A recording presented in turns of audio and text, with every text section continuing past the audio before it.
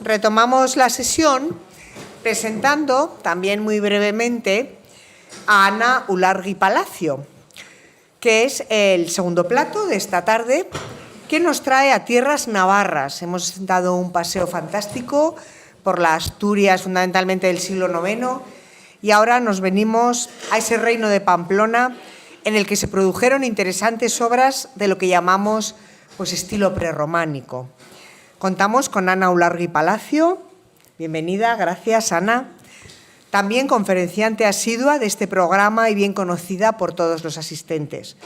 Profesora tutora de la UNED Pamplona, colaboradora y profesora en la Universidad Pública de Navarra.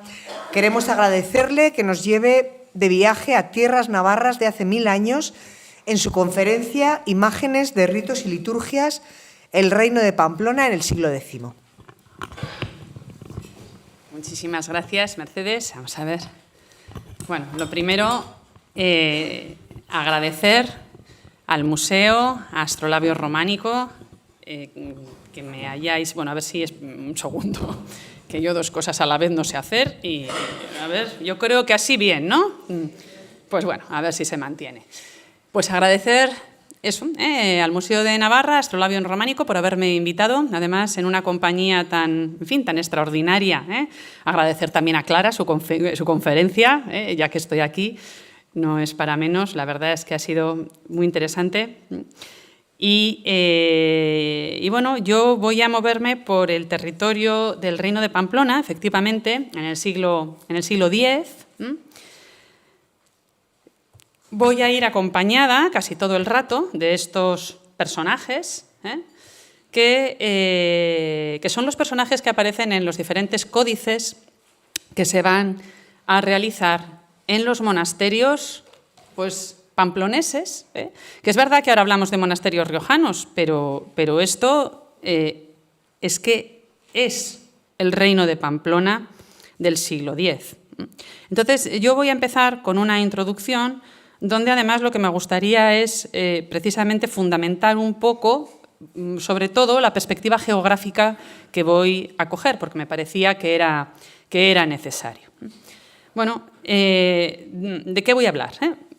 Cronológicamente yo me voy a mover por el siglo X y fundamentalmente yo me voy a mover en el último tercio del siglo X, porque a mí el personaje que más me va a interesar, bueno, por supuesto es Sancho I Garcés, ese mucho, pero donde más voy a estar va a ser en la época de su nieto, Sancho II Abarca. Entonces, fundamentalmente voy a moverme en ese ámbito cronológico de un siglo X, ya vemos, avanzado, último tercio aproximadamente. Pero hay que presentar al nieto con el abuelo, porque el abuelo es el comienzo del linaje. Un comienzo que Ángel Martín Duque relata con un título tan bonito que no he podido hacer otra cosa más que copiarlo. Él habla de la epifanía de un reino. Bueno, pues efectivamente, en ese siglo X es cuando nace esta nueva dinastía, una dinastía, la dinastía de los Jimenos, que va a poner los mimbres, va a poner los cimientos para lo que va a ser este reino de Pamplona. Sobre todo porque este Sancho I Garcés va a ampliar considerablemente ese territorio de la Navarra nuclear que decíamos, extendiéndolo a la zona de Aragón y a la zona de La Rioja, mucho más allá del Ebro. Bueno, no es nuestro personaje, que voy a introducirlo muy brevemente, porque luego ya digo que nos vamos a ir al nieto. Nuestro personaje no es un caso excepcional, sino que es algo, podemos decir, habitual en este siglo X. En este siglo X se opera un cambio. Hemos cambiado y los diferentes territorios peninsulares, efectivamente, llevan a cabo una evolución, amplían sus territorios y afianzan, sobre todo, el poder regio, que es lo que más me interesa a mí. Esto lo va a hacer nuestro primer rey de la dinastía jimena, Sancho I.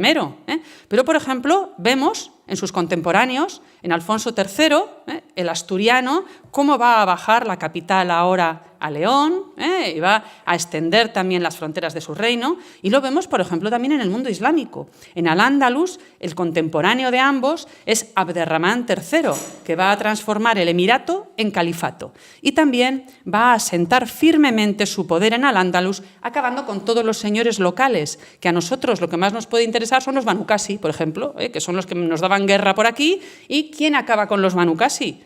Pues aquí, Abderramán, que es el que va a unificar en su persona todo este poder. Sancho I Garcés, vuelvo a citar a Martín Duque, aparecido de forma providencial, nos dice Martín Duque. Y es que así nos lo retratan en el Códice de Roda, por ejemplo. Un códice que seguramente se elabora en estos talleres najerenses, es decir, en el reino de Pamplona. Nos movemos por La Rioja, es reino de Pamplona. Este rey que se levantó, su Rexit, de repente parece que aparece, no se sabe de dónde, en Pamplona, un rey de nombre Sancho, Sancho García, que reina con Cristo en el cielo, ni más ni menos. Este personaje es el que inicia esta dinastía. Y un elemento muy singular que hay que citar es la conquista del castillo de San Esteban de Dello. Eso a mí me resulta fundamental. Esto no sé si tiene... sí tiene para ampliar, ahora voy a ver si sé hacerlo sin montar un... Oiga, sí, muy bien. San Esteban de Dello. San Esteban de Dello, que ya vemos, está aquí. Esta era la Pamplona nuclear, un más o menos, porque es verdad que las fronteras en ese tiempo son difusas, y nuestro Sancho I las extiende por la zona de lo que va a ser el condado de Aragón, lo que es el condado de Aragón, y por todas estas tierras, actualmente riojanas, ya vemos que mucho más allá del Ebro, mucho más allá. La puerta de entrada a La Rioja, que es por donde nos vamos a mover también bastante ahora, ¿cuál es? San Esteban de Dello, eso no hay duda.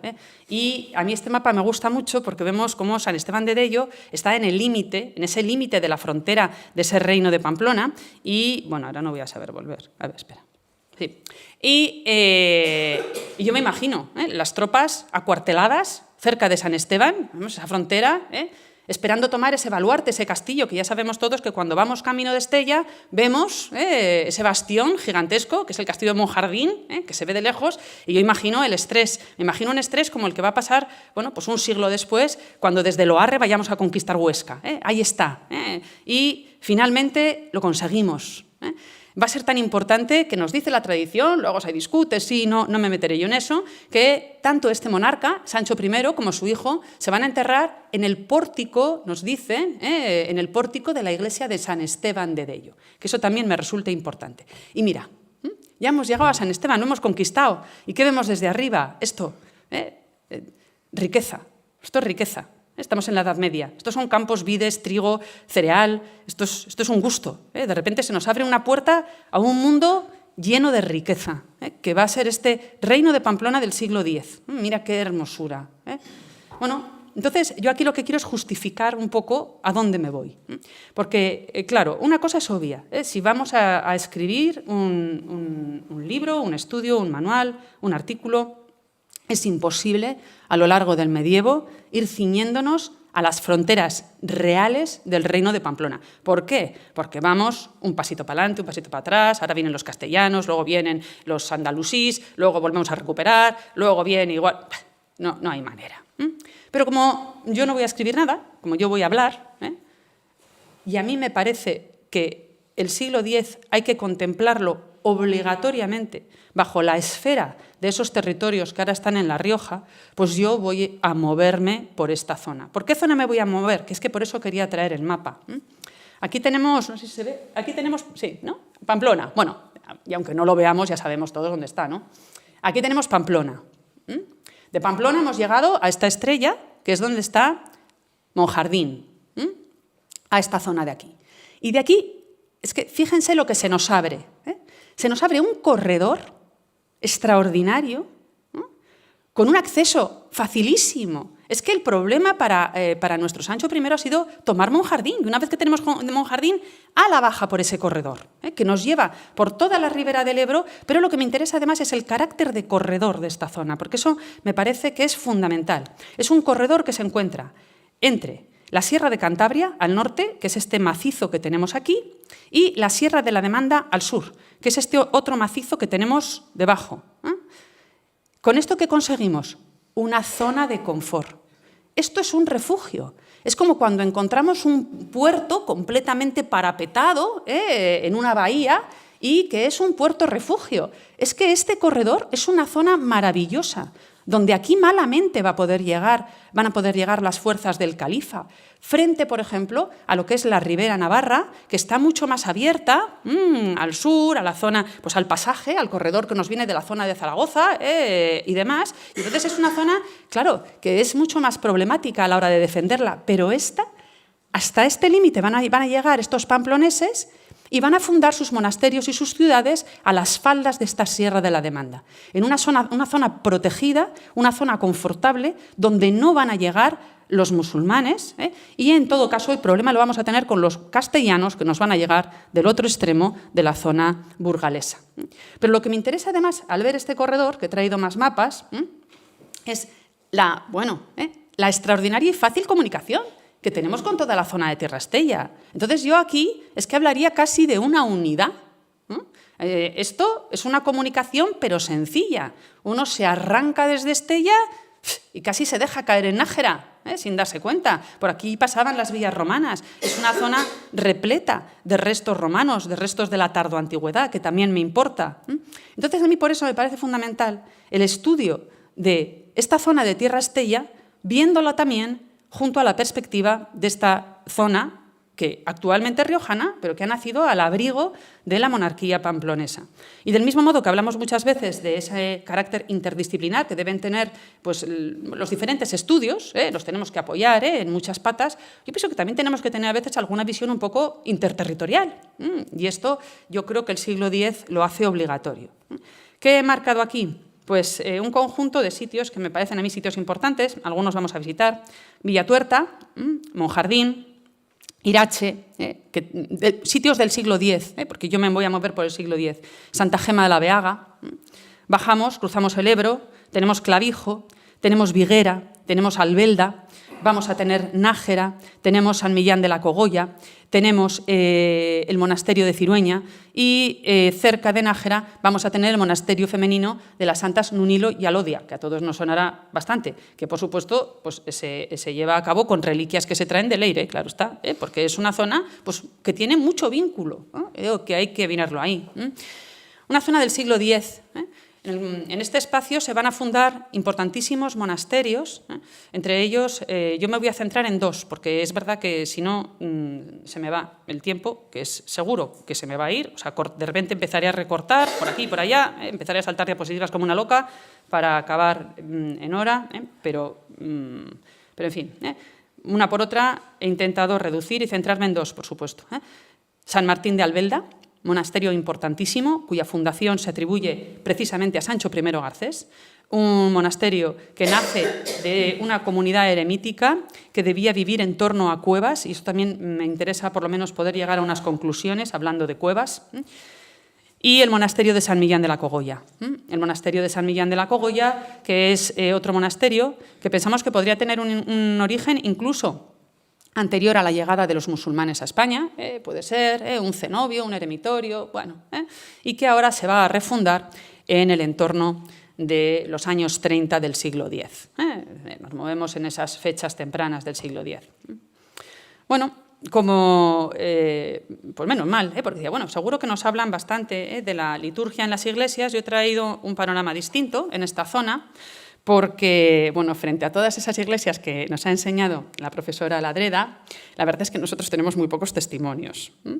Pocos en La Rioja y pocos muy modificados, muy problemáticos en territorio ya de la actual Navarra. Entonces, ¿dónde me he ido? Porque yo lo que me apetecería sería mostrar un siglo X de la monarquía pamplonesa, un siglo X brillante. Es lo que me gustaría. En este mundo que parece tan oscuro y tan complejo, darle, bueno, verdaderamente la importancia que tiene. Me he centrado en primer lugar en objetos para la liturgia. Luego voy a hablar de los promotores y los artífices para acabar hablando de los ritos y la guerra. Voy a hablar de liturgia y voy a hablar de rituales. Es de lo que voy a tratar. Objetos para la liturgia. Yo también, para que no se asusten, voy a ser breve, porque además hay muy poca cosa de algunas de estas áreas que vamos a ver. Pero aquí, ¿qué podemos destacar? Insisto, esto es fundación pamplonesa. Esto está bajo la protección de los reyes de Pamplona. Y los reyes de Pamplona lo consideran tan suyo como consideran Tierra Estella. pero es que sin duda alguna.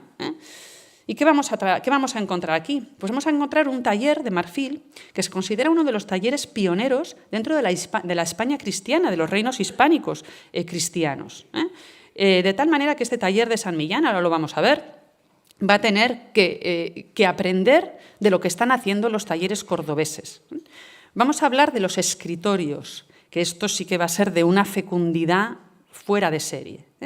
Y vamos a hablar también de un rico taller de orfebrería. Todo ello en este territorio pamplonés.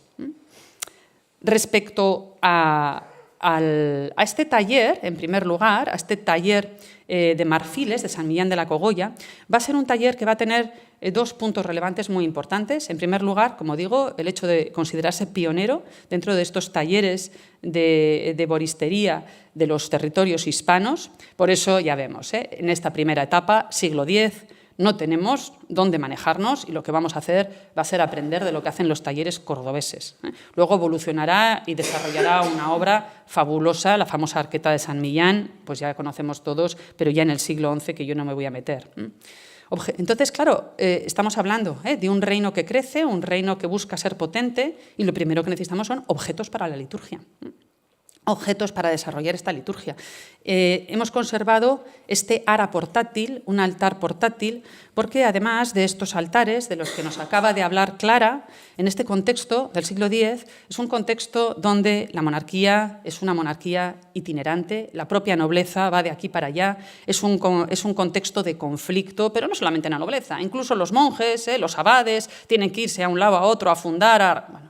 Entonces, aquí nos hace falta el santuario, y como muy bien ha dicho Clara, si queremos decir misa, necesitamos un santuario. Si estamos en el monte de no sé dónde y no tenemos santuario, y estamos en una circunstancia igual un poco dramática. Por ejemplo, nos vamos a ir a la guerra y queremos hacer una misa votiva, queremos pedir porque todo nos salga bien. ¿Qué necesitamos? El santuario. No hay santuario, lo llevamos encima, el altar portátil. Conservamos este ara portátil que se conserva en el Museo Arqueológico Nacional, con esas piezas de marfil que se piensa que serán reutilizadas, sí que se ve la disposición de esas figuras animales, con los ataúriques, es una disposición que no cuadra con el objeto. Un altar que, ¿qué es lo que tiene? Pues lo que necesita un altar. Y yo he traído todo pamplonés, vamos a decir. Este es el Beato de San Millán de la Cogolla, siglo X, yo no voy a salir del siglo X.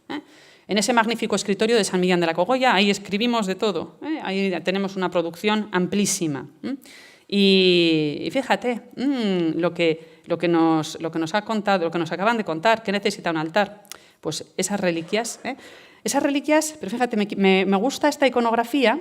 Es una iconografía que es verdad que procede del libro del Apocalipsis, es la apertura del quinto sello. Pero claro, yo veo esto, ¿y qué estás viendo? Chica, una matanza horrible en un lugar que no sé si será sagrado, palacio o qué, pero una especie de la matanza de Texas. No, es la iglesia. Es una iglesia con una triple cabecera. Es una iglesia muy similar a la que nos acaban de enseñar, con esos 3 santuarios que tenemos en la cabecera, que nos acaban de comentar, y donde lo que nos han colocado, para que lo veamos, es el altar. Aquí tenemos ese altar, y para que un altar sea altar, ¿qué necesitamos? Los cuerpos de los mártires, las reliquias. Es lo que estamos viendo. Y aquí tenemos la suerte que nos lo comentan. Debajo del altar, las almas interceden. Pero claro, fíjate qué manera de mostrarnos las almas. Claro, estas iconografías del siglo X, este mundo, que para mí es un mundo un poco mágico, a veces, lo entendemos bastante bien cuando nos viene con una anotación. Mire usted, lo que está viendo, estos son las almas debajo del altar. Porque claro, si lo encontramos muchas veces en una escultura sin anotación, adiós, ya se nos pone la cosa mucho más complicada.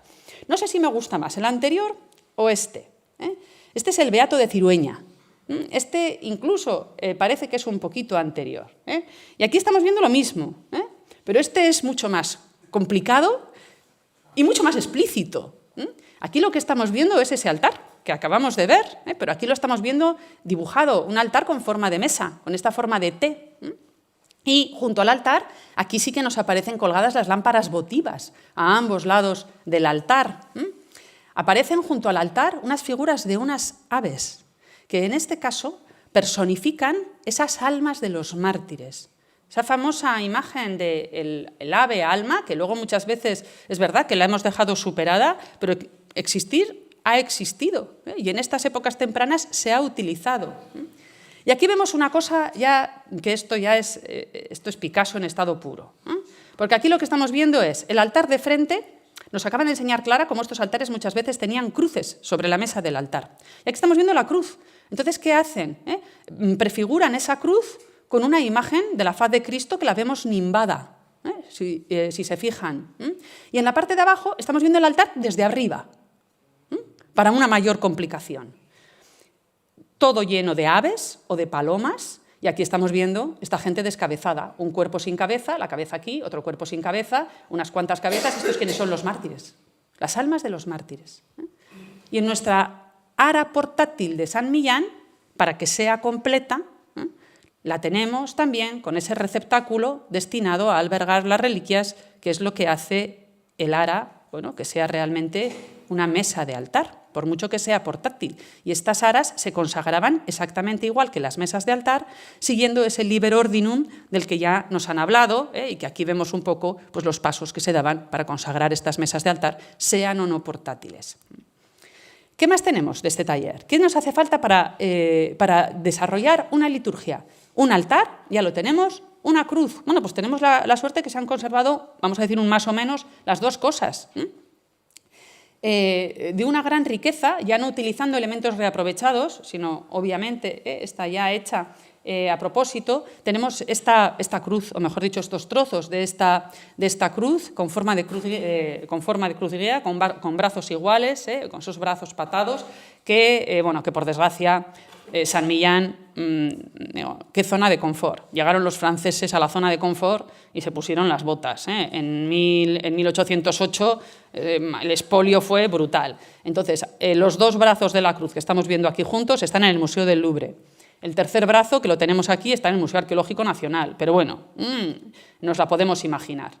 Una cruz muy cordobesa, porque digo que este siglo X, este taller de marfil va a ser muy cordobés, con una extraña zona que nos podría parecer, que queda muy vacía en el centro. Aquí seguramente estarían incrustadas placas de algún metal, me da igual, plata, oro, quizás labrado.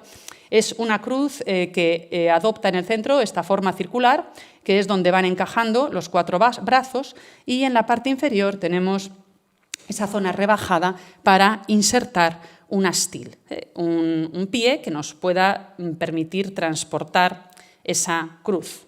Bueno, esta es una recomposición de Ángela Franco, no me voy a meter con la decoración. Pero sí que voy a traer esto. ¿Para qué sirven estas cruces? Pues para todo tipo de liturgia. Y sabemos que en concreto, además para la liturgia de la misa en el altar, sirven para las liturgias funerarias. Y aquí tenemos la suerte de ver nuestra cruz, o sea, la cruz esta que acabamos de ver de San Millán, porque esta es la arqueta de San Millán del siglo XI y esta es la muerte de San Millán. ¿Y qué nos están representando? Cómo a la hora de la muerte lo que hacemos es llevar la cruz, aquí la tenemos en el astil, y colocarla en la cabecera de donde está el moribundo. Mira, es que es nuestra cruz, es que no hay duda, mírala. Con los centros despejados vemos esa zona circular donde aquí aparece una flor de 6 pétalos, es nuestra cruz. Pues vemos para qué sirve. En la misma arqueta, ese oficio de difuntos, y de nuevo en este entierro. Bueno, eso es lo poco que tenemos de ese taller de marfiles, que luego ya digo que va a ser de todos modos muy fecundo en el próximo siglo. Y lo que va a ser muy fecundo desde ahora son los escritorios. Los escritorios no dan abasto.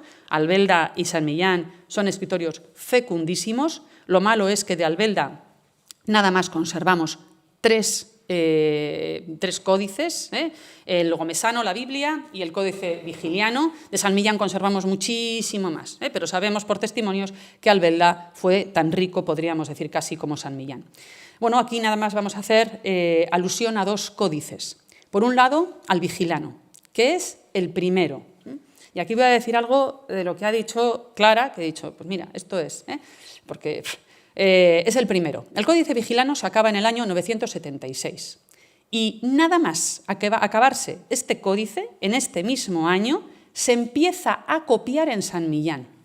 Es el Códice Emilianense. El Códice Emilianense es la copia rigurosa del Códice Vigilano o Albeldense.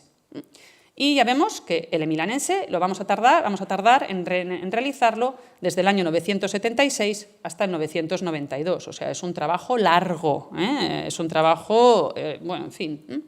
¿Qué tiene este códice para que sea tan importante? Bueno, pues es el corpus cultural de nuestro reino de Pamplona. ¿Esto qué es? Aquí lo que vamos a tener van a ser recogidas parte de las etimologías de San Isidoro, es decir, la cultura antigua. Vamos a tener el derecho canónigo, vamos a tener la historia de los concilios, de los que nos acaban de hablar, todos estos, Braga, Toledo. Vamos a tener también el Liber Ordinum, ese libro que nos dice cómo tenemos que proceder en los distintos rituales. Vamos a tener el Liber Iudiciorum, vamos a tener el libro de derecho de los reyes visigodos. Es que tenemos de todo. Y podemos decir, entonces, ¿esto qué es? ¿Una miscelánea? ¿Un totum revolutum? ¿Qué es esto? No, es que es como un compendio enciclopédico de las bases de nuestro reino de Pamplona, donde tenemos la religión, el derecho y el cimiento que ponemos en ese reino antiguo hispano, en ese reino que nos ha precedido, que es el de los visigodos. Y en el fondo un deseo de emular un poco a los asturianos, que claro, que es un reino cristiano que nos lleva una buena temporada de adelanto. Y esta nueva dinastía de los Jimenos dice, no, es que nosotros queremos crear un reino que tenga ese abolengo, esa importancia que tienen estos asturianos. Bueno, en fin. Un brevísimo apunte sobre el estilo. Son maravillosos. Todas las imágenes están sacadas de la biblioteca del Escorial, que tiene una extraordinaria página web, y de ahí he cogido las imágenes. Aquí estamos viendo al autor del Códice Vigilano, o albeldense, Vigila, que es el escriba, que lo hizo con ayuda de Sarracino y de García, y el emilianense, que lo va a hacer o lo va a mandar a hacer el obispo Sisebuto, que fue antes abad de San Millán, junto con un escriba Velasco y un notario Sisebuto. Bueno, aquí los tenemos. Respecto al estilo, la verdad es que es un placer. Yo aquí no me voy a parar, porque si me paro estoy perdida. Decir que los dos son muy diferentes. Uno es copia del otro y además es copia, una perfecta copia. Pero una copia llevada a cabo por un artista con tanta personalidad que, pese a copiar y a copiar rigurosamente los temas, les imprime, un espíritu muy distinto. El códice albeldense, que es el que estamos viendo, tiene unos colores más claros, más brillantes, y podemos decir, fíjate, aunque sea más antiguo, es el primero, que es mucho más moderno, porque este nos preludia lo que vamos a encontrarnos luego en el románico. En cuanto a formas, una cierta naturalidad en los pliegues. Lo que he traído aquí es una imagen de un relieve de la Puerta de Milledil en San Saturnino de Toulouse. Y si nos fijamos, por ejemplo, pero muy bien, en el fondo de los pliegues, esta forma que hace el pliegue, lo mismo vemos aquí, cómo se recogen en un lado, con el manto, cómo cruzamos una pierna de un modo muy elegante, para así marcar estas partes de la anatomía, glúteos, muslos, aquí lo vemos, y unos personajes que no identificamos por sus rostros, sino que los vamos a identificar a través de sus gestos, sobre todo esa gestualidad de las grandes manos y de sus atuendos. Aquí estamos viendo a un obispo mitrado, junto con una serie de personajes tonsurados, que los estamos viendo aquí. Entonces, el códice albeldense tiene mucha influencia que nos viene sobre todo del mundo franco, de la miniatura del norte, de la miniatura carolingia, merovingia. Mira, este es el otro, esta es la copia. Este es el emilianense, que es una copia que tiene un carácter mucho más hispano, mucho más personal. Esto luego ya no se va a repetir. Los pliegues son mucho más abstractos, más esquemáticos, son muy característicos estos faldellines, luego estos pliegues escalonados que vemos aquí, los propios rostros, fíjate, los ojos se desorbitan, esas narices rectas que continúan la ceja, unos rostros muy desorbitados, en los rostros de perfil, esos rostros cóncavos, con labios gruesos, pues es un artista de una extraordinaria personalidad. Abajo tenemos el albeldense y arriba tenemos el vigilano. Los colores del vigilano también van a ser unos colores más contrastados. Vamos a jugar mucho con unos fríos, unos azules y unos verdes muy intensos que los vamos a contrastar con rojos e incluso con dorados. Es mucho más fastuoso y mucho más expresivo. Aquí tenemos el Códice Albeldense con el Papa León riñendo por la herejía nestoriana, pero que los vemos mucho más reposados y fíjate cómo se arremolinan estos personajes del sínodo del Códice Emilianense. Ya digo que muchísimo más vivo. Bueno, nos va a ofrecer estos códices. ¿Por qué los traigo? ¿Qué tiene que ver con la liturgia? Claro, es que es uno de los objetos litúrgicos que necesitamos. Necesitamos ese liber ordinum, ¿vale? Tenemos el monasterio y ahora que estamos juntos, ¿qué hacemos? ¿Cómo nos comportamos en la misa? ¿Qué tenemos que hacer si se celebra un concilio e invitan a nuestro abad? ¿Cómo tenemos que ir? Si uno se muere, ¿qué hacemos con él? Bueno, pues todo eso aparece escrito en esos códices. Entonces ya vamos teniendo cosas, el altar, la cruz, los códices, que no me voy a meter en la extraordinaria descripción de los concilios. Los concilios, yo he traído los concilios de Toledo, fíjate qué cosa más bonita. Y aquí vemos la ciudad de Toledo, con otra cosa que me interesa mucho de este mundo. Va a ser el concilio de Toledo. Este es el Códice Albeldense, este el Emilianense, que yo creo que se ve la diferencia. Pero ya vemos que es copia, pero cada uno con su espíritu. ¿Qué me interesa? La curiosidad. Llega el concilio de Toledo a la ciudad y el pueblo sale a ver qué pasa, quién viene, cómo vienen, de qué van vestidos. Porque la curiosidad es un elemento al cual también quiero referirme, sobre todo al final. Vemos la ciudad de Toledo, vemos las iglesias donde se desarrolla el concilio, Santa María, San Pedro, vemos al hostiarium, que es el que nos abre las puertas, vemos ese lugar que también nos acaba de contar cómo nos tenemos que sentar en el concilio, quién va primero, quién va después. Primero vemos a los obispos, tonsurados, y por último los laicos, y vemos que esto es una preciosidad, las tiendas que se colocan, porque ¿dónde se aloja toda esta gente que llega a Toledo? Pues me da igual, desde Pamplona, desde Asturias, desde donde vengan, no hay sitio para alojar a todos estos, pues los alojamos en tiendas. En estas tiendas, vemos estas tiendas de campaña, donde junto a las tiendas se colocan estos arbolillos a modo de percheros, donde se colocan las bridas de los animales o los alimentos que vamos a consumir.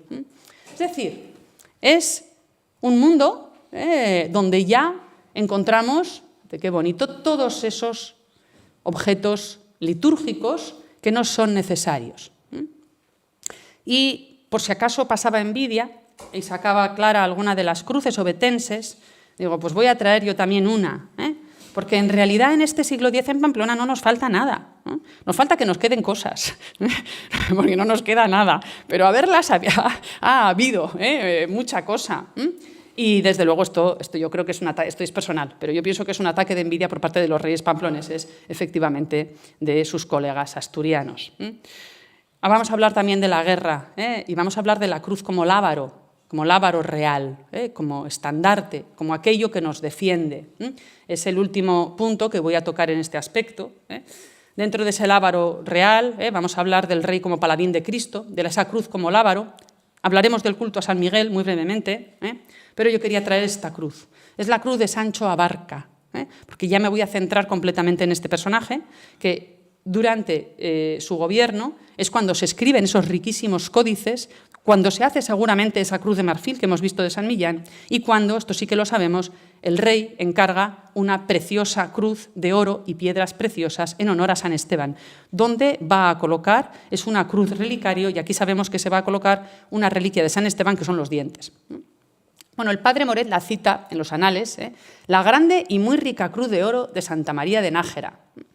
Y yo, al final me lo he dejado, pero estaba a punto de traerme el diario de Jovellanos, que yo he tenido bastante relación personal con Jovellanos durante muchos años. Y Jovellanos, que es un andariego, visita San Millán de la Cogolla en el año 1795. Y bueno, Jovellanos, por si acaso alguien no sabe, fue mano derecha y ayudante de Ceán Bermúdez, ni más ni menos. Cuando Ceán no llegaba a algún sitio y iba a Jovellanos le decía, oye, dime qué pasa con el retablo tal, dime de quién es, porque confiaba mucho en el criterio de Jovellanos. Y fíjate, Jovellanos ve la cruz en Nájera. La que he traído aquí es la cruz de la Victoria, la asturiana. Pero Jovellanos ve la cruz en Nájera, esa cruz ha desaparecido. Y nos la describe un asturiano, como Jovellanos, y nos dice que es una cruz muy similar a las cruces asturianas. Si Jovellanos, que es asturiano, y que cuando quiere decir algo bueno de algo, yo siempre me acuerdo, cuando pasa por Aro dice, uy, aquí los paños corren como en Gijón. Entonces eso es lo que utiliza para alabar el comercio de algún sitio. Si él dice que esta cruz es como las ovetenses, es que sería una cruz riquísima. ¿Dónde coloca esta cruz Sancho Abarca? No lo sabemos. Porque esta cruz va a aparecer un siglo después, prácticamente, cuando se dona al monasterio de Santa María la Real de Nájera. Y ahí se va a quedar hasta que se la lleven los franceses. Y en este caso, hasta aquí llegó la riada. Aquí no se conserva nada. Pero es importante ver cómo nuestro reino, nuestro joven reino de Pamplona, quiere esa misma simbología que tienen sus vecinos asturianos. Y la queremos en la liturgia, en las cruces, en los símbolos, e incluso, quizás podríamos decir, en falsificar un poco una cierta antigüedad. Bueno, la bendición de la cruz, que aparece en el libro de los órdenes, y aquí también para todo hay clases. En el libro, ese Liber Ordinum, vienen dos tipos de bendiciones. Una bendición para las cruces sencillas, que es como nos dicen, que es una bendición muy corta, y otra, como nos dicen, para las cruces que ya estén adornadas. Y en esa bendición ya se van, identificando incluso las piedras, y podemos ver la simbología que tenía en este momento, el siglo X, cada uno de estos materiales. El oro, la sinceridad del amor de la ofrenda, las perlas, el candor de la fe, los jaspes, el vigor de la esperanza, las amatistas, las cosas celestiales, en fin, nuestra cruz. Por eso yo hay veces que me gusta pensar que cuando aparece una cruz en territorio pamplonés, en este contexto del siglo X o principios del siglo XI, vamos a irnos hasta la muerte de Sancho el de Peñalén, hasta que perdemos todo ese territorio riojano. No es la cruz de Oviedo. No. ¿Por qué no va a ser la cruz de Sancho Abarca? Porque si el monarca la ha hecho con tanta ilusión, una cruz tan rica, rodeada por una inscripción que cuenta cómo él y su mujer, la reina Urraca, la han donado para más gloria de Dios, en honor a San Esteban y bla, bla, bla, bla. Pues es que aquí yo creo que queremos hacer como los asturianos. Los asturianos tienen su cruz hasta en la sopa. Bueno, y nosotros la nuestra. Entonces, eso es posible. Lo que pasa es que todo esto de repente a nosotros, crash, nos cae como una guillotina con la muerte de Sancho el de Peñalén en el año 1076 y ya se van a desligar estos dos territorios. Pero en este momento sí que van profundamente unidos.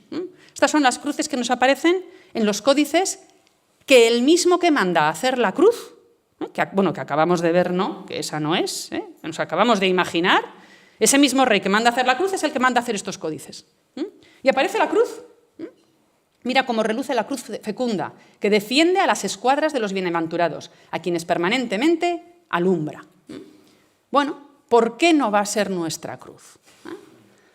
Bueno, y este capítulo lo cierro hablando de los promotores y de los artífices. Me gustaría, el taller, hemos dicho, un taller rico de orfebrería, nos deja una cruz riquísima. Ya digo, si Jovellanos dice que es rica, él tiene dónde comparar, y él es asturiano, seguro era rica. Por eso no he traído otras descripciones, del padre Yepes, de aquí para allá, seguro que era rica. Entonces tenemos un taller de orfebrería que nos hemos muy... Si estaba aquí situado, si sería un taller itinerante, ahí no tenemos muy claro nada.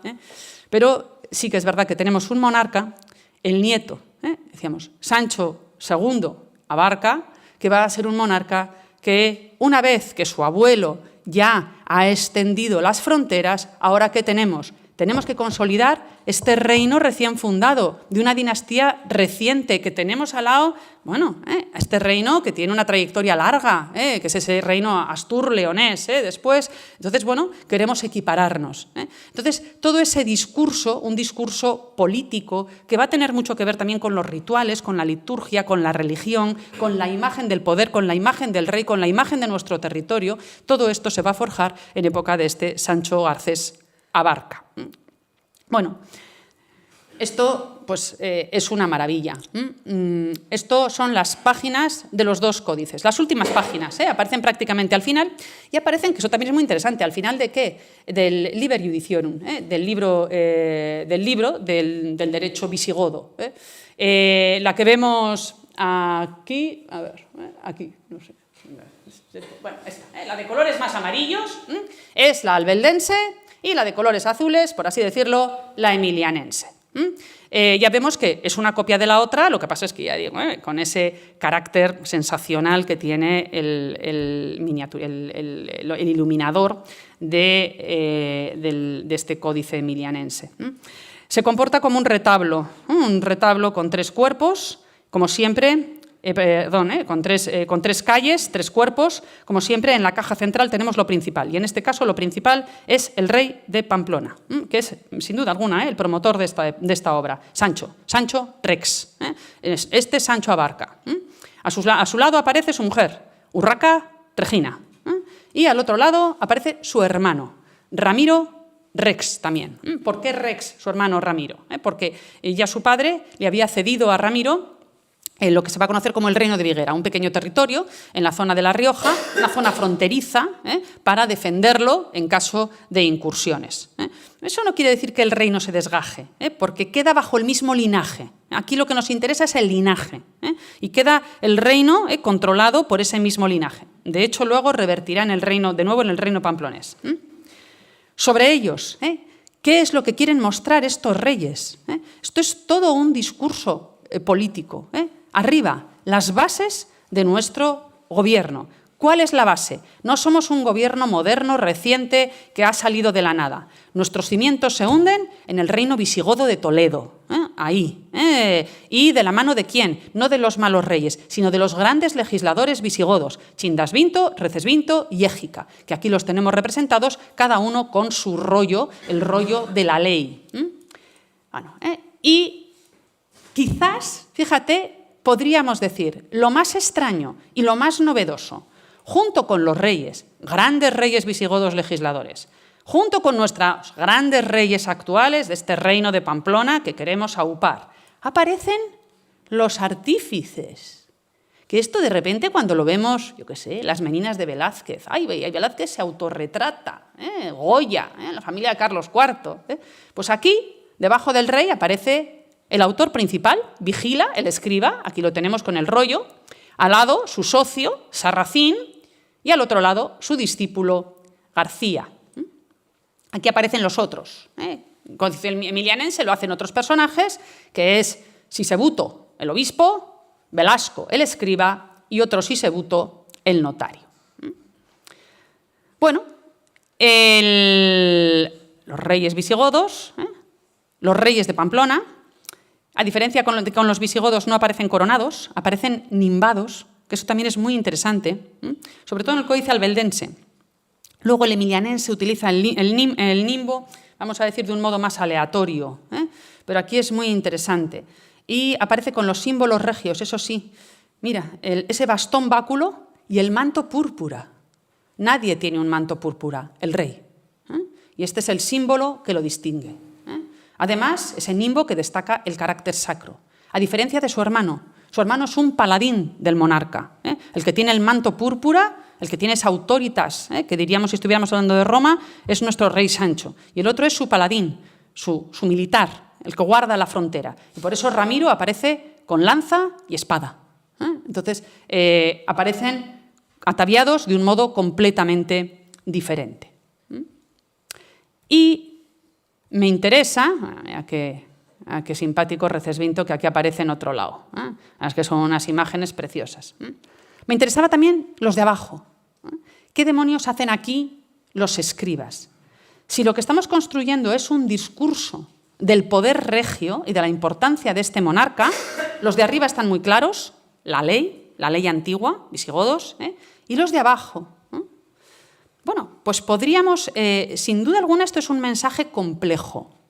Y voy a traer aquí al que quizás haya podido ser el artífice de al menos parte de este mensaje. Es Salvo de Albelda. Este ha sido abad de Albelda, nos lo definen como abad, liturgista y escritor. De hecho, escribió una regla para vírgenes, que se va a estrenar en ese monasterio de las Santas Nunilo y Alodia de La Rioja. Y si nos centramos en ese mensaje complejo, aquí, y utilizando esta arqueta, quizás algo posterior, pero también de San Millán de la Cogolla, que se pone en relación precisamente quizás con una crismera, puede ser que con una unción real, lo que aparece es el rey Salomón. Y al rey Salomón le conocemos por su sabiduría, la ley arriba, y por sus grandes obras, el templo del rey Salomón. Por las obras, por esas grandes obras, conocemos también un gran monarca. Y este monarca, aquí tenemos esta imagen, porque se asemeja un poco, es verdad, a San Millán de la Cogolla, y esa obra, nuestro monarca, Sancho II Garcés, nos la deja en estos códices, en esa cruz, en ese taller de Boraria, con esos artistas. De tal manera que emulamos casi al rey Salomón al acercarnos ese modo de ver al artista. Me apoyo en la ley y me apoyo en toda la obra que dejo. Bueno, ¿y con qué voy a terminar? Voy a terminar hablando de los ritos y la guerra. Porque, claro, parece que estoy hablando de un mundo palaciego, donde todo es paz, tranquilidad, talleres, artesanía, y esto no es así. Es verdad que ese reducto a las faldas de la demanda es un reducto muy bien protegido, pero estamos en una época terriblemente convulsa, sobre todo porque en el año 976, que es el año que pasa todo, es el año que se acaba el Códice de Albelda, se empieza el Códice Emilianense, en fin, en ese año sube al poder un pequeño califa, pequeño en edad, Isam II, y el que toma las riendas del gobierno del califato es Almanzor, conocido como el azote de la cristiandad, y que yo no me voy a poner a decir verdaderamente todo lo que azotó, que fue mucho. Vale, pues en ese contexto yo quería acabar con estas piezas. Estas piezas que son unas piezas, bueno, a mí me gustan mucho las definiciones que dan los estudiosos que las han tratado. Y a mí me gusta mucho esta definición, piezas de rara barbarie. A mí eso me parece una definición que verdaderamente me parece hechizante, mágica, esa rara barbarie, ese mundo que no entendemos. Es como si nos ponen sola esa imagen que hemos visto terrible del quinto sello, esas piezas de rara barbarie de Villatuerta. Quería ver también dónde está Villatuerta, esa ermita de Villatuerta que está en un alto mirando a Monjardín. Villatuerta mueve a la imaginación, porque es verdad que es muy poco lo que sabemos, a diferencia de estas iglesias asturianas, con la arquitectura, yo no voy a decir ni pío.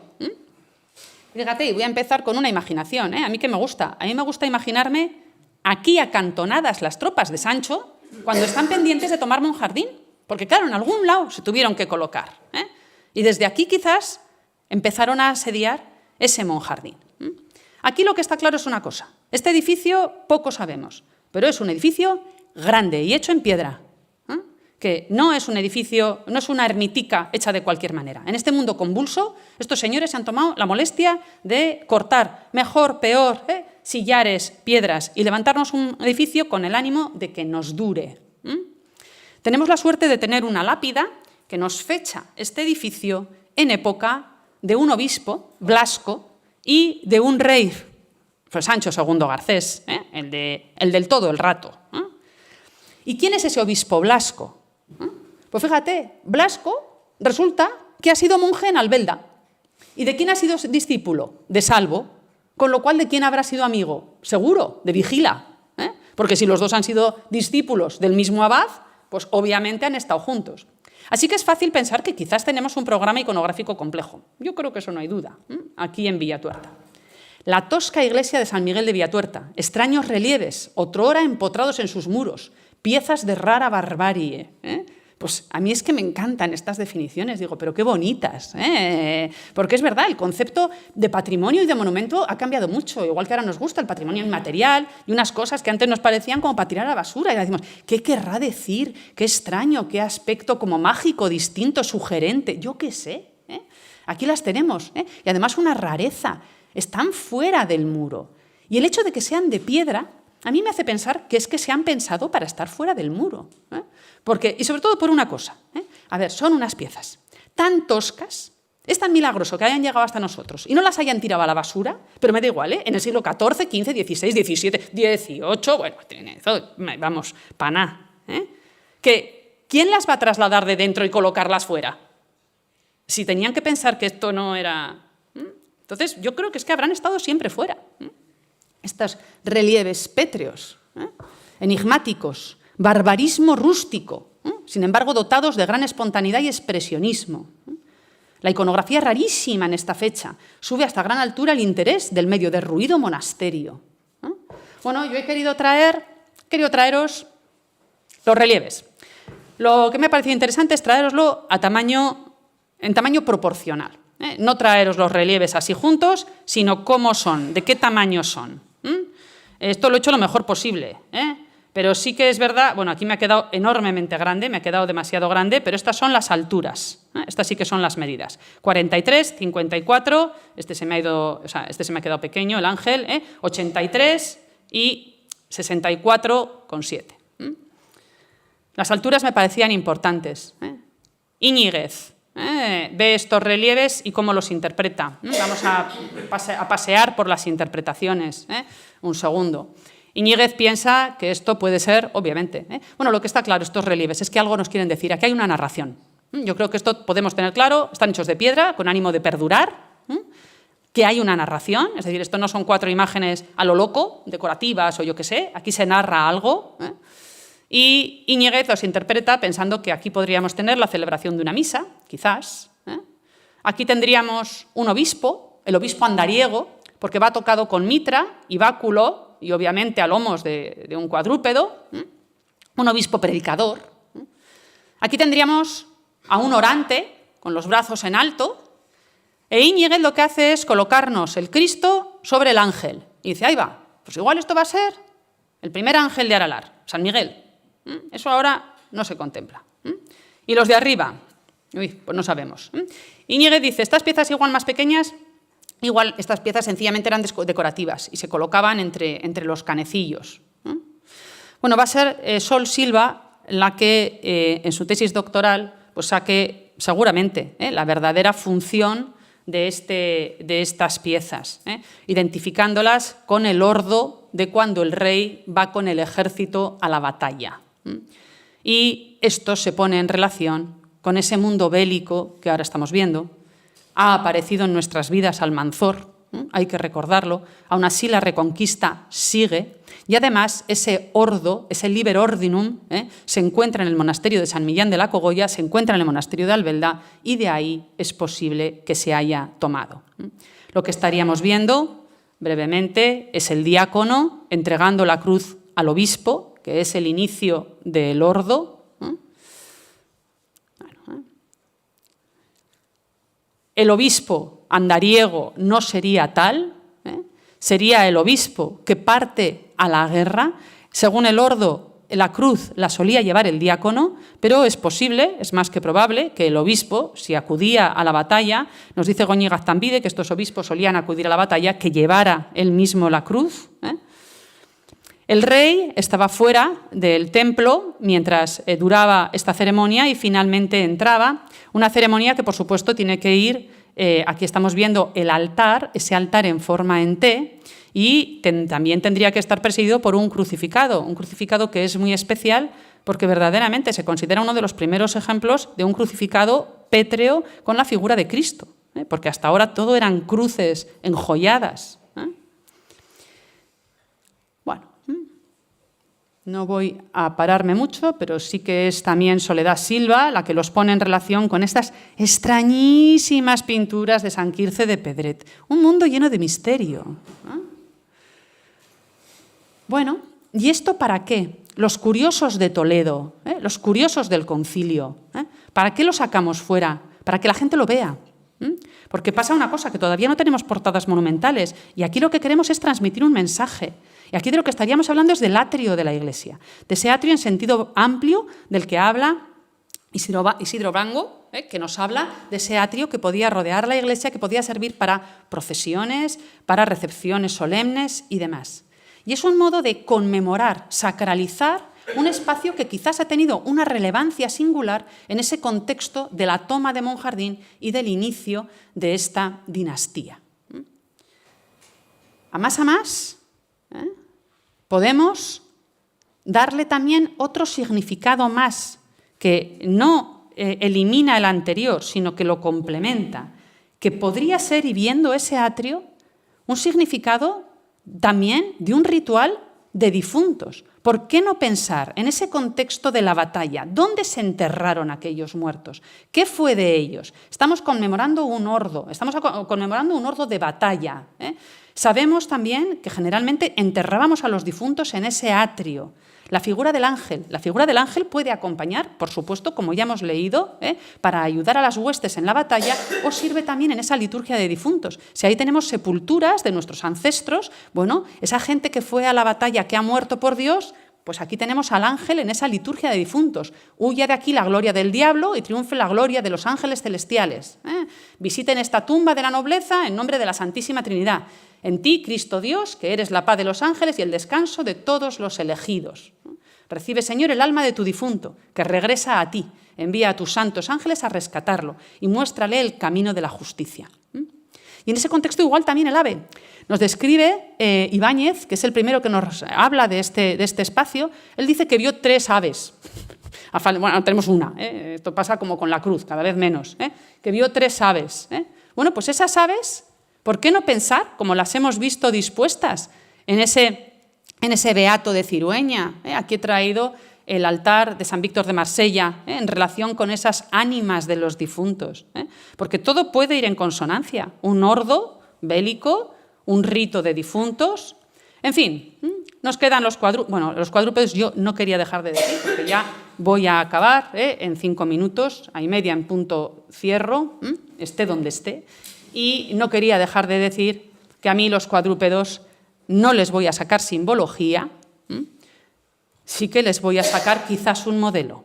En este momento en el que estamos trabajando, seguramente de un modo pionero, sobre la piedra, relieves, de un modo tosco, quizás sin mucha pericia, necesitamos modelos.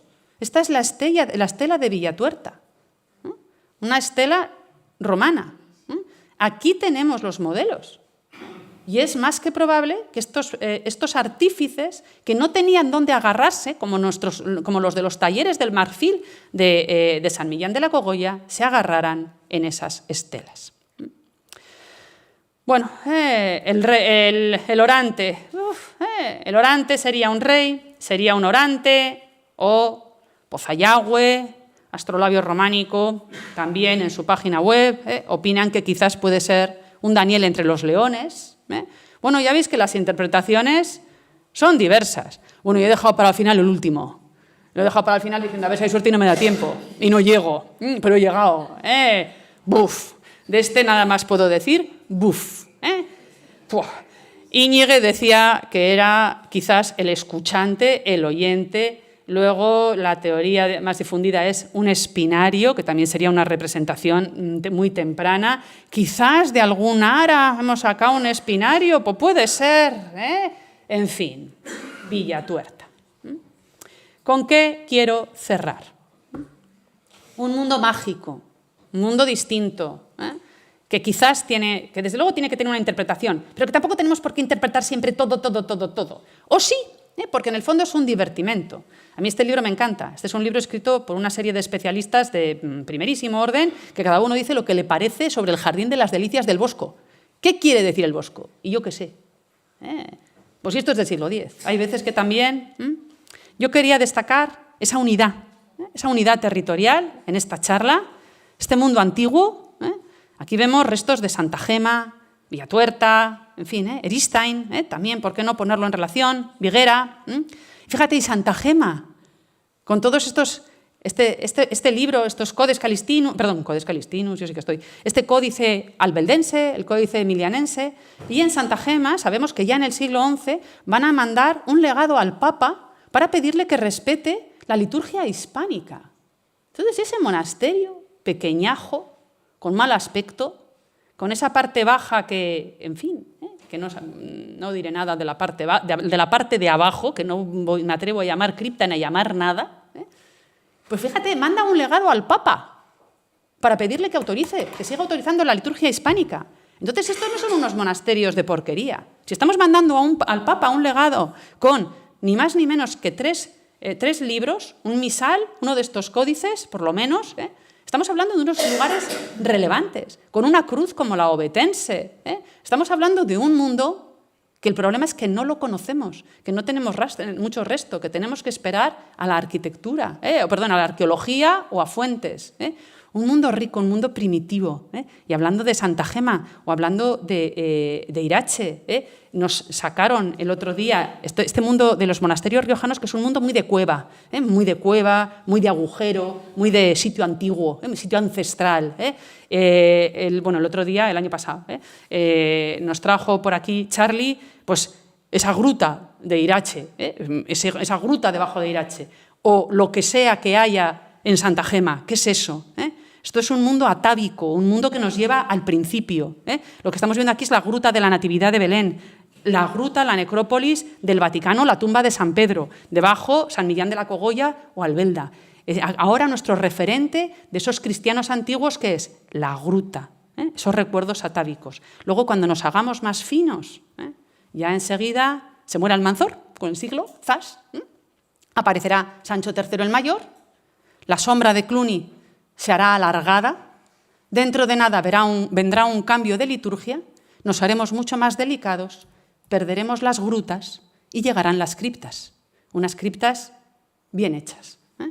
Y ya, cuando todo esto se nos vaya olvidando, a lo largo del gótico se nos irá olvidando también la necesidad de las criptas en nuestros rituales, y perderemos incluso eso.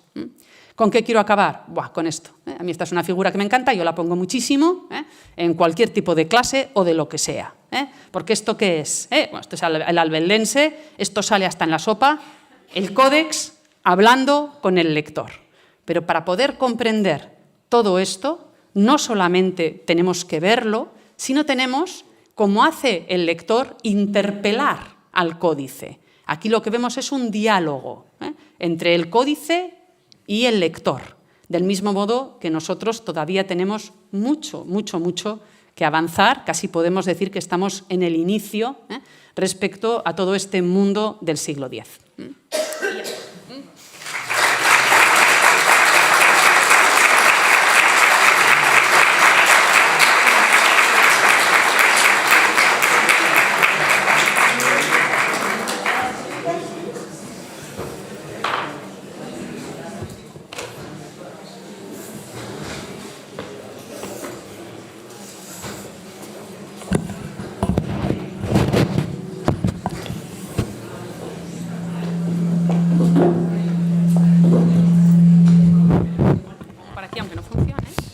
Bien, pues muchísimas gracias, Ana Ulargui, por esta estupenda conferencia.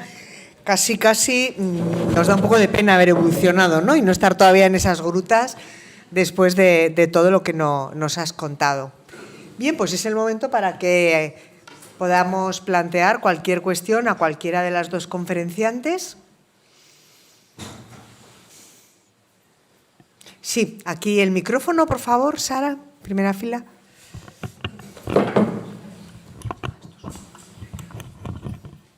Sí, bueno, muchas gracias a las dos. La verdad es que han sido unas conferencias estupendas. Una pregunta para Clara sobre algo que para mí me resulta misterioso, ¿no? Y es un pequeño espacio que suele haber encima del santuario principal en las iglesias asturianas. Sí, efectivamente. A mí también me ha interesado mucho y cuando estaba preparando esta conferencia me he esforzado en ver qué es lo que se decía sobre ese espacio. Entonces, no sé si... Entonces, ¿se me oye bien? Sí. Me he encontrado con una... Para empezar, es curioso que nunca he visto ninguna foto del interior de esas cámaras, jamás. Dices, bueno, a ver, cuando se han llevado a cabo restauraciones, es verdad que esas cámaras solo son accesibles, lo cual es muy significativo, desde el exterior a través de una ventana, no una puerta, porque podían tener una puerta exterior alta, pero no, una ventana. Y luego he descubierto que esas cámaras por dentro no tienen suelo horizontal. Es decir, la bóveda del santuario inferior se trasdosa. No sé si me explico con claridad. Bien, entonces, en tiempos se dijo que esas cámaras servían para guardar tesoros. A ver, a veces simplemente no hace falta tener muchos conocimientos científicos, con aplicar el sentido común basta.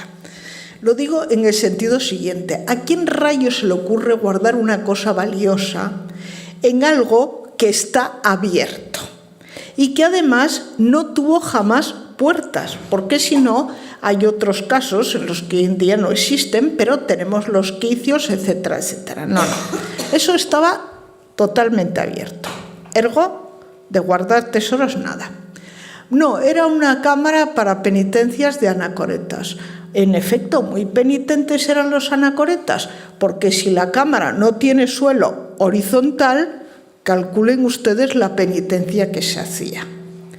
Bueno, pues he llegado a la conclusión, asombrosamente, que las cámaras en cuestión solo tienen una finalidad estética. Sirven para que el santuario principal, el santuario central, quede más elevado. Y alguien dirá, bueno, pues para eso se hace el santuario central más elevado, se coloca la bóveda más alta y todo arreglado. Pero se ha llegado a la conclusión de que por alguna razón los santuarios, incluso el principal, no debían de ser por el interior demasiado altos. Y entonces, para realzarlos por el exterior, se les colocaba esa cámara. Por lo tanto, una función estética, pero también una función estructural. Los muros verticales de esa cámara, por así decir, actúan como una especie de clavo que clava la bóveda del santuario inferior al muro. No sé si me he explicado con claridad. Y a mí estas dos explicaciones, que debo decir no son de mi cosecha, sin discusión, el máximo estudioso de la arqueología asturiana es un buen amigo mío, pero no es porque sea amigo mío, que es César García de Castro. Y entonces ha sido García de Castro el que ha llegado a esta conclusión. Y me parece que tal es el caso. Pero me ha gustado esa pregunta porque yo misma dije, ay, estas cámaras y tal, y entonces me esforcé mucho en encontrar toda la información que había en la bibliografía y no veía nada convincente. Y luego, como al no tener una función litúrgica, pues no pude meterlas y me quedé con las ganas de decir, hombre, no puedo decir... Pero no lo hemos preparado, ¿eh? Para la doctora Ulargui, ha hablado de la expansión, la riqueza expansiva que hubo por la vía Estella-Rioja. Pero la otra vía, que Sancho Abarca siguió, fue también la de la Doncella, ¿dejó rastros de este tipo? Pues claro, el problema que tenemos es el concepto de patrimonio que hemos tenido siempre. Entonces es cierto que al tener unos edificios que suelen ser edificios pobres, que no se han mantenido, los scriptorium más ricos, desde luego, son los riojanos. Por alguna razón que yo también desconozco, porque claro, lo que deberíamos hablar, por ejemplo, es de Leire. Y Leire, sorprendentemente, no tiene un escritorio en este siglo X tan rico, o al menos no hemos conservado documentos como los que tenemos en esta zona de La Rioja, que por lo que sea ahí confluye. Yo no sé, yo me acordaba de lo que ha comentado Clara cuando lo ha dicho, que dice, claro, en el mundo asturiano no vamos a adelantarnos en esta tipología arquitectónica cuando no tenemos un precedente. Ha dicho, si es que esto era el desierto del Sáhara, ¿no? Bueno, pues es que esto también parece que era el desierto del Sáhara, por eso hay quien piensa que en esta zona quizás hubo algún tipo de cultura tardoantigua, visigoda, que da paso a esa riqueza, es verdad, que extraordinaria que tenemos ahí y que no la encontramos en otros sitios o que todavía no la hemos encontrado, porque ahí sí que la arqueología todavía puede deparar, pues yo creo que muchas sorpresas, si hay suerte, y no hemos modificado mucho los edificios. Pero puede ser, desde luego, tan rico como eso ahora documentalmente no tenemos. Las diferencias, por favor, fundamentales entre el rito hispánico y el romano, ¿cuáles son así? Un momento, por favor, la pregunta con el micrófono. Hola, buenas tardes. Bueno, gracias a las dos porque me ha parecido precioso. Que yo quería saber, como sabéis sintetizar también, pues las diferencias que hay entre la celebración del rito hispánico y el romano. O sea, porque sí que se decían un tipo de cantos, de oraciones, de tal, pero más o menos en esa celebración que ahora en Salamanca recuperaron en su momento también, que hicieron. Entonces tú lees todo eso y no sabes exactamente en qué se diferencia uno de otro. Bueno, ese es un tema que llevaría muchísimo tiempo porque hay muchísimas diferencias. Ciertamente también hay un fondo común porque evidentemente todas las liturgias nacionales provienen de un fondo común, o sea, la liturgia hispánica, la liturgia galicana, la liturgia insular, etcétera, etcétera. Por eso, detallar eso nos llevaría pues muchísimo tiempo. Por citar solo algún caso, por ejemplo, la liturgia hispánica concede un gran valor que no concede la liturgia romana al Apocalipsis. Y de ahí, por ejemplo, el que existan tantos comentarios del Apocalipsis, cosa que no es que en otros territorios no haya comentarios del Apocalipsis, pero desde luego no como en el caso hispano y desde luego no jamás con esa riquísima ilustración. Aunque esa pregunta, de todas maneras, acaso fuera más adecuada para un liturgista que para un historiador del arte. Mira, puedes traer a José Antonio Goñi Beasoain a que ilustre al personal. Bueno, no sé si... Sí, hay una pregunta al fondo. Sara. Buenas tardes. Buenas tardes y muchas gracias a las dos. Estaba en la duda de preguntar esto o no, no sé si entra, pero no quería perder la oportunidad, ¿no? En San Juan de la Peña, en la parte de la gruta, tenemos esos dos arcos visigodos y estas dos, no sé cómo llamarlos, si tabernáculos o altares, están justamente creo que en la parte oeste. ¿Podríais decirme algo sobre ello? Los arcos sí, pero no caigo ahora dónde están esos altares. Ya sé dónde dices. Dices en la parte... Sí, ya sé dónde dices. Ya sé dónde dices. Sí. Pero sí que son como excavados en roca, están muy ahumados, parece como que haya tenido velas y velas, ¿no? Esa es una zona que esa zona verdaderamente está tremendamente machacada. Eso se pone en relación con, bueno, es la iglesia primitiva de lo que estás hablando, de San Juan de la Peña, ¿verdad? Me parece entenderte.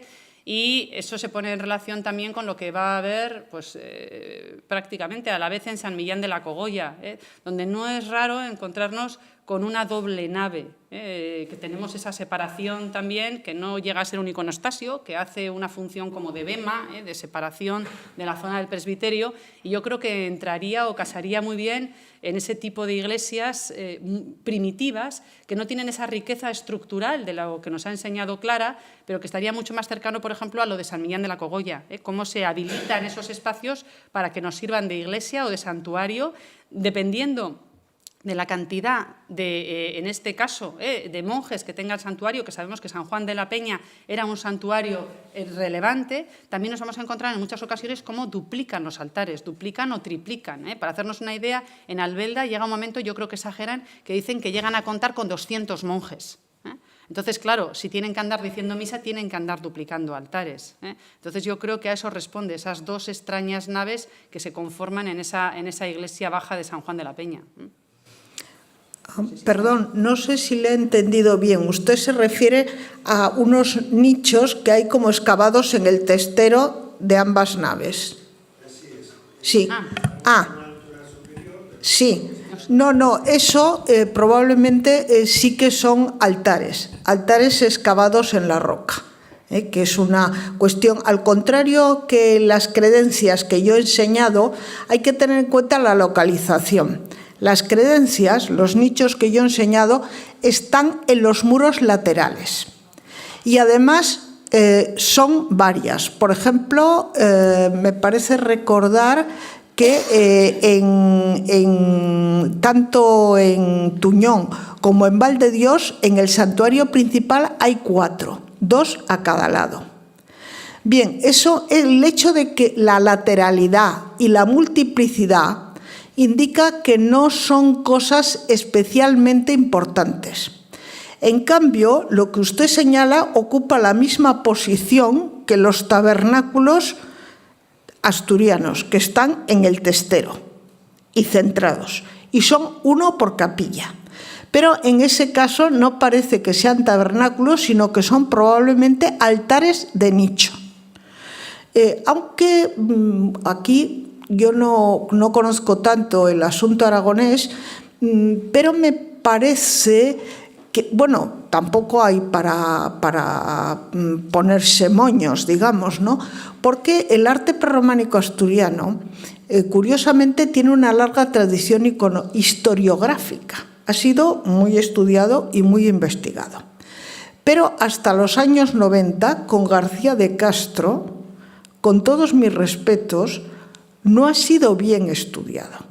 Y para el caso del prerrománico aragonés y navarro, últimamente para el navarro ya hay más con lo que ha estudiado Martínez Álava, yo creo que hace falta estudios más a fondo. Les han interesado más la arquitectura civil, las torres y todas esas cosas, al menos hasta el nivel de mis conocimientos. Actualmente el profesor Martínez Aguirre está volviendo a dar un repaso, por ejemplo, a las iglesias aragonesas del Serrablo del siglo X. Y creo que tiene teorías muy novedosas sobre eso. Pues probablemente la iglesia baja de San Juan de la Peña está muy falta de un estudio arqueológico a fondo. O sea, lo que yo le he dicho es lo que tengo entendido que es y tal, pero haría falta un estudio a fondo, que son altares de nicho. Quédese usted a falta de cosa mejor, hasta que se descubra algo mejor, de momento eso funciona. Otra cosa, me he acordado luego, cuando le decía a usted que es que las diferencias entre la liturgia hispánica y la liturgia romana son infinitas. Bueno, otra diferencia muy evidente. La liturgia hispánica tiende a la ocultación de la Eucaristía. De ahí tanto velo, tanto nicho, tanto velo, tanto cancel, tanto asunto. Mientras que incluso el empleo a veces de arcos de herradura muy cerrados. Cosa que vamos a ver, por ejemplo, no tanto en Asturias, pero sí, porque en Asturias probablemente se recurría a los cortinajes. Sí en las iglesias del siglo X, estoy pensando en Santa Comba de Bande. O, por ejemplo, incluso en el arte asturiano, piensa usted en Santa Cristina de Lena. Santa Cristina de Lena, entre el cancel alto y el cancel bajo, el listo o el águila que puede haber la celebración eucarística, ese tal es un águila. Pues en cambio en la liturgia romana se eleva el presbiterio y además se tiende a hacer la cosa lo más visible, fuera obstáculos, por citar una diferencia bastante llamativa.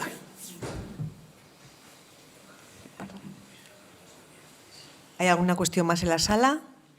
Yo querría plantear a las dos conferenciantes un tema respecto de lo que has comentado, Ana, y me declaro discípula de Soledad Silva y de Joaquín Yarza, ¿no? Pero esa rara barbarie con la que describen los relieves de Villatuerta, pues a mí creo que deberíamos reflexionar un poquito, que lo has dicho también, han estado mucho tiempo a la intemperie.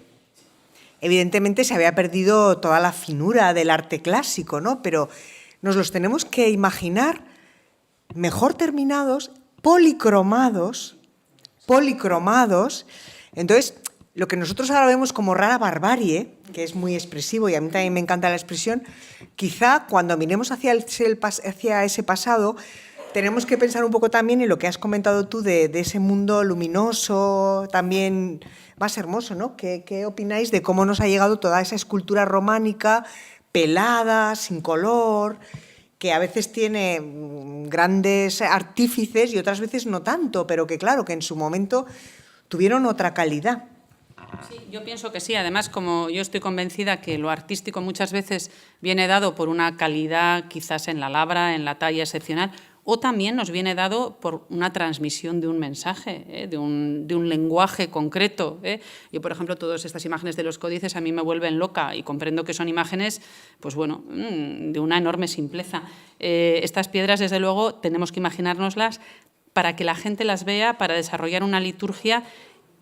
El color las cambiaría mucho y el hecho de haber permanecido durante tanto tiempo esas piedras calizas a la intemperie, sin duda alguna les ha quitado rasgos, porque podemos adivinar en esa especie de orante, pero que tiene las manos cerradas, parece que tiene un nimbo, sí, no, así nos lo describe, por ejemplo, claro, Ibáñez en su día, que ya se ha perdido todo, en los ojos se le ven a Cristo, o sea, ahí vemos cosas que hoy en día no vemos. Ese personaje, me da igual, el Espinario, tampoco lo podemos ver bien. Entonces, sí que efectivamente eso cambiaría mucho. Eso tenían que ser unos lugares que para la época tenían que resultar majestuosos, en ese alto y de piedra y con esas imágenes, que es una cosa absolutamente novedosa, una iconografía nueva. Eso tenía que ser algo verdaderamente brutal. Lo que pasa es que, claro, ha pasado el tiempo y el deterioro y la falta de atención sobre ese patrimonio que hemos considerado pues que no era valioso. Pues ahí lo ha dejado. No, yo poco puedo añadir. En todo caso, efectivamente es evidente que la imagen que tenemos hoy de estos edificios y de esta arquitectura está notoriamente desvirtuada. De hecho, la famosa no porque sea famosa, la llamativa reconstrucción del interior de San Salvador de Valdedios, que puede echarnos para atrás, porque la mayoría de nosotros diríamos, Dios mío, qué cosa tan chabacana y tan chillona, pues probablemente no está muy lejos de la realidad. O sea, como además creo que puse la imagen al lado del estado actual, entre el estado actual de San Salvador de Valdedios y esa tal reconstrucción, lo que yo siempre me he preguntado es un poco como también pasa con la arquitectura clásica. Ya estamos tan concienciados de ver eso así, la arquitectura griega o esto, que si nos hicieran una reconstrucción de San Salvador de Valdedios con esos colores y tal, habría que ver la cara que pondríamos. Quiero decir que creo que por eso quizás es mejor hacer eso. En Francia se ha hecho con exteriores, con sistemas de luz. Y eso, como no supone nada definitivo y tal, pues muy bien, podemos verlo y funciona. Vamos, quiero decir, al principio resulta muy chocante. Y ciertamente supongo yo que efectivamente con esos acabados pictóricos las cosas, la percepción y los detalles ganarían mucho, dejando a un lado el desgaste de algo que está... Muy bien, pues muchas gracias y nos vemos el jueves que viene.